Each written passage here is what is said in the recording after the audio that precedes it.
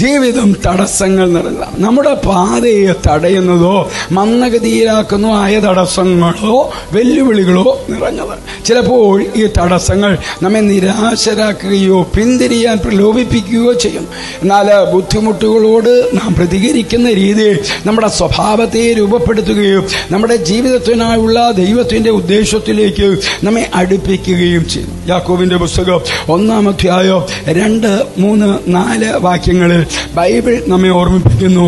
എന്റെ സഹോദരന്മാരെ, നിങ്ങൾ വിവിധ പരീക്ഷകളിൽ അകപ്പെടുമ്പോൾ നിങ്ങളുടെ വിശ്വാസത്തിന്റെ പരിശോധന സ്ഥിരത ഉളവാക്കുന്നു എന്നറിഞ്ഞ് അത് അശേഷം സന്തോഷം എന്നെണ്ണുവിൻ. എന്നാൽ നിങ്ങൾ ഒന്നിനും കുറവില്ലാതെ തികഞ്ഞവരും സമ്പൂർണരുമാകേണ്ടതിന് സ്ഥിരതയ്ക്ക് തികഞ്ഞ പ്രവൃത്തി ഉണ്ടാകട്ടെ. തടസ്സങ്ങൾ നമ്മെ പരാജയപ്പെടുത്താനല്ല, മറിച്ച് നമ്മെ വലുതാക്കാനാണെന്ന് ഈ വാക്യം വ്യക്തമായി പഠിപ്പിക്കുന്നു. നമ്മൾ ഒരു തിരിച്ചടിയോ പ്രശ്നമോ നേരിടുമ്പോഴെല്ലാം നമുക്ക് ഒരു തെരഞ്ഞെടുപ്പുണ്ട്. അത് നമ്മെ തടയും, അല്ലെങ്കിൽ ശക്തരും ജ്ഞാനികളുമായി വളരാൻ അത് ഉപയോഗിക്കും. ക്രിസ്തുയേശുവിലൂടെ നിത്യതയ്ക്ക് ഉതകുന്ന ഒരു നല്ല ദിവസം ആശംസിക്കുന്നു.